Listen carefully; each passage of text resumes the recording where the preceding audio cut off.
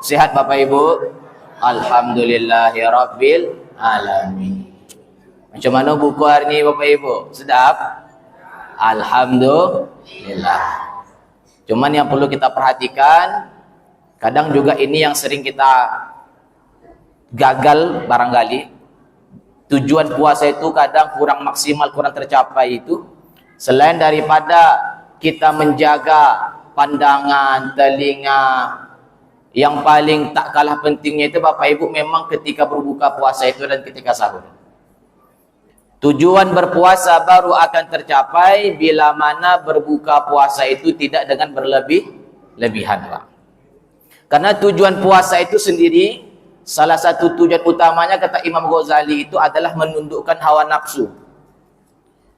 Cuman bagaimana hawa nafsu ini bisa kita tundukkan? Bila mana ketika kita berbuka puasa, niat buka puasa itu Bapak Ibu untuk mengganti makanan yang hilang. Mentang-mentang 12 jam tak makan Bapak Ibu, apa yang tampak disikat. Ya kan? Sehingga solat tarawih mengantuk jadi. Apa yang tak pernah dimakan di luar Ramadan justru di dalam bulan suci Ramadan dimakan, Pak.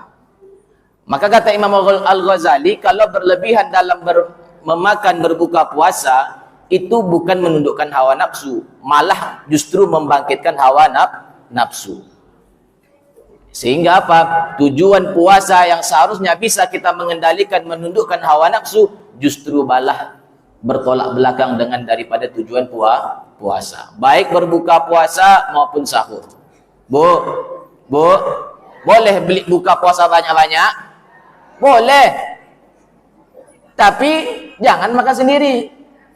Kasih sama pengurus masjid, kasih tetangga, atau kepada orang yang berbuka puasa. Kata Nabi, siapa yang memberi makan kepada orang yang berpuasa, samalah seperti dia mendapatkan pahala orang yang puasa tersebut. Ustaz, tak ada duit kami dah Ustaz. Kata Nabi, Bu, walaupun seperti memberi makan orang buka puasa itu sebelah kurma. Kan tak berat itu Bapak Ibu. Sama macam ngasih onde-onde sebuah. Cuman tak mungkin kasih onde-onde sebuah sama pengurus masjid. Ya kan? Semakin banyak kita bersedekah memberi makan kepada orang yang berbuka puasa, semakin bagus. Jadi belilah sebanyak-banyaknya, ya, sambil memberi rezeki kepada tetangga, keluarga kita. Tapi jangan dimakan sendiri. Iko kadang serba duo di meja makan. Di muko urap, di belakang lotek. Sebelah kanan cendol, sebelah kiri cincau. Serong kanan pepaya, serong kiri kates. Tak kemakan, ya. Alhamdulillah, mudah-mudahan ibadah puasa kita yang 2 hari ini adalah ibadah yang diterima oleh Allah Subhanahu wa taala. Amin amin ya rabbal. Alhamdulillah kita masih diberikan umur yang panjang, badan yang sehat. Dekat rumah kami itu Bapak Ibu dah 4 orang yang meninggal dalam waktu Ramadan ini, Pak. Yang 50 tahun 2 orang. Hati-hati yang umur 50 tahun, Pak. Ada yang 40, ada yang 16 tahun kecelakaan. Ya kan? Jadi kita berharap kepada Allah, mudah-mudahan Allah panjangkan umur kita, bisa kita menyelesaikan Ramadan 29 lamanya, kita isi setidaknya dengan 2 puasa di bulan Ramadan di siang harinya, menghidupkan malam-malam Ramadan 29 malam lamanya. Kalau 2 malam ini Bapak Ibu konsisten istiqomah mengisinya, siang puasa, malam tarawih, kata Nabi, ghufira lahu ma taqaddama min dzambi, keluar semua dosa-dosa yang kita yang telah lalu, Pak. Yang telah lalu itu kapan, Ustaz? Dari umur 15 tahun, dari akil balik sampai sekarang. Berapa banyak dosa yang dibakar? Tapi 29 malam. Kalau 10 malam, Ustaz, belum leh. Belum. Ibarat dosa kita ini karat, Bapak Ibu. Kan dosa kita tuh ibarat karat, kalau semakin menumpuk karatnya, dibakarnya semakin lama. Tak mungkin bakar karat yang menumpuk itu cuma 3 hari, 10 hari. Maka pesan saya di awal ini, mumpung masih malam yang ketiga, selesaikan Ramadan ini 29 malam lamanya. Bisa Bapak Ibu? Alhamdulillah. Jangan nanti habis Ramadan baru menyesal kalau tak ibadah maksimal, Pak. Dah di ujung baru menyesal. Apa katanya? Habislah Ramadan. Poilah Ramadan. Awak macam ikoju. Siapa yang salah? Mengapa Ramadan yang kita harapkan kedatangannya tidak kita isi. Jadi Bapak Ibu yang dirahmati Allah, alhamdulillah hari ini kita sudah malam yang ketiga. Tak terasa Idul Fitri tinggal 26 hari lagi. Ya, 26 hari lagi Pak Idul Fit. Tak terasa. Baru lagi Ustaz. Iyalah. Ya. Salam dan salam Allahumma shalli ala sayyidina Muhammad wa ala ali sayyidina Muhammad. Assalamualaikum ya Rasulullah. Bapak Ibu yang dirahmati oleh Allah Subhanahu wa taala, judul yang telah ditetapkan oleh MDI Kota Pekanbaru adalah solat berjamaah dan keutamaannya. Ini mengapa penting diangkat judul ini di awal-awal puasa ini? Karena memang di awal-awal puasa ini jemaah masih ramai Pak. Perlu kita semangati, perlu kita ingatkan kembali bahwasanya solat berjamaah itu adalah sangat luar biasa nilainya. Apatah lagi Bapak Ibu, kita lihat di Pekanbaru nih, masjid-masjid sedang gencar-gencarnya direhab, direnovasi, diberikan fasilitas yang terbaik. Agar apa? Agar dapat menarik jemaah supaya betah, supaya dapat datang ke masjid. Contoh kita nih Bapak Ibu. Kurang apa lagi? Karpet empuk, sound system mantap, AC dingin. Kurang nyaman apa lagi? Imamnya mudo. Tak mau juga datang ke masjid Bapak Ibu. Makanya perlu kita motivasi di awal-awal Ramadan. Karena Bapak Ibu yang dirahmati oleh Allah, kadang penyakit orang salat berjamaah ini macam-macam tipe ya Pak. Kadang sehari datang, seminggu tak nampak. Ya, seminggu datang, sebulan hilang. Ada lagi orang tak ke masjid. Kenapa Bapak Ibu? Awalnya dia rajin ke masjid. Tiba-tiba tak datang ke masjid lagi. Ditanya sama ibu tuh, Bu, apa? Biasa ibu rajin ke masjid. Ya itulah. Sekarang ngapa enggak datang lagi? Kata ibu tuh, aku ada hatiku nak ke masjidnya. Terus ngapa ibu tak datang lagi? Panjang cerita. Apa cerita panjang tuh? Iko doa. Ada orang yang tak ku senangi di masjid tuh. Muak aku nengok. Aku nengok harimau lagi daripada nengok ibu tuh. Jangan gara-gara permasalahan sesama kita, rumah Allah yang jadi musuh. Maafkan sajalah apabila ada orang salah. Kalau berat betul hati itu memaafkan orang lain, tetap datang ke masjid. Ya tetap. Jangan rumah Allah dimusuhi. Tengok di mana duduknya Bu. Inyo di muka, awak di belakang. Inyo sebelah kanan, awak sebelah kiri. Kan? Terpandang mukanya, balikan copek. Kena rugi kita Bapak Ibu kalau kita masih diberikan oleh Allah umur yang panjang, kita tak isi dengan salat berjamaah. Apa keutamaan salat berjamaah itu? Yang pertama, kena waktu kita singkat. Orang-orang yang senantiasa salat berjamaah, kelak di hari kiamat nanti dia akan mendapatkan naungan daripada Allah Subhanahu wa taala. Yang tak ada naungan selain naungan Allah. Siapa dia? Yang pertama itu salah satunya adalah orang yang hatinya terpaut kepada masjid. Orang yang terpaut hatinya kepada masjid itu Bapak Ibu, tentu orang-orang yang datang berjamaah ke masjid. Ya, ada memang tipe orang Bapak Ibu rajin betul ya ke masjid. Hujan-hujan tetap pakai payung. Datang. Tak ada payung dan pisang dia ambil. Saking rajinnya Bapak Ibu. Orang inilah yang bagus. Kata Nabi, kalau kamu mau menengok orang yang baik, orang yang mukmin tuh, tengok siapa yang rajin ke masjid. Ya. Jadi besok tak ada naungan lagi selain daripada naungan Allah, diberikan yang pertama kepada siapa? Orang-orang yang hatinya terpaut ke dalam masjid. Dapat naungan kita Bapak Ibu. Ya, pada hari itu luar biasa. Yauma yafirrul mar'u min akhi wa ummihi wa abi wa sahibatihi wa bani. Pada hari itu orang-orang lari dari saudaranya, dari ibunya, dari ayahnya, daripada keluarganya. Mengapa lari? Keadaan saat itu saat kacau. Tapi siapa orang-orang yang tenang pada saat itu? Ada yang tenang. Ya, orang lain panik, gelisah, dia tenang. Sebab apa? Dia berada dalam naungan Allah. Siapa itu? Orang-orang yang hatinya terpaut ke dalam masjid.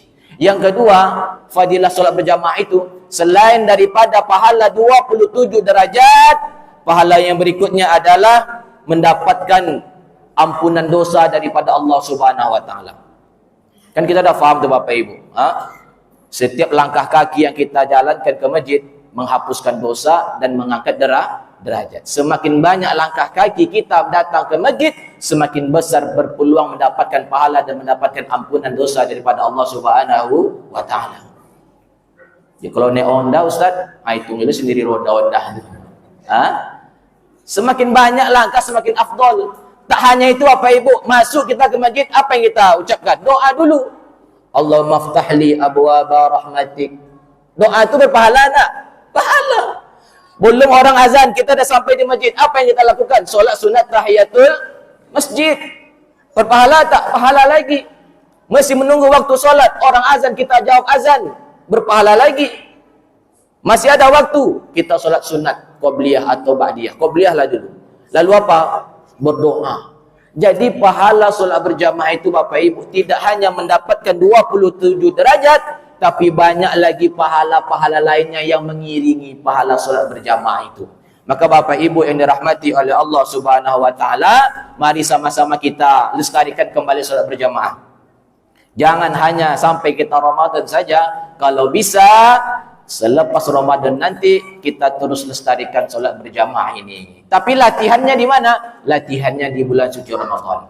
Tak ada waktu kata terlambat Bapak Ibu, tak ada. Dekat rumah kami itu udah 2 orang saya dengar dengan mata, dengan telinga saya sendiri saya dengar. Umur dah 55 tahun. Apa kata bapak tu? Bapak dah mengelanda aja dah. Rasul-rasulnya baru 3 tahun keluar Islam. Ngapa gitu Pak? Selama itu tak pernah ke masjid. Dalam 3 tahun inilah baru bapak datang ke masjid. Dah umur 55 tahun. Tak ada masalah. Ya. Asalkan jangan dah mati je lah Pak baru masuk masjid, ada gunanya. Selagi hidup, maka perbanyaklah langkah kaki kita menuju rumah Allah. Kalau kita masuk ke dalam rumah Allah, tempat yang paling mulia, insya-Allah kita juga akan dimuliakan oleh Allah Subhanahu wa taala. Apatah lagi solat subuh dan isya itu Bapak Ibu. Kan di waktu gelap itu.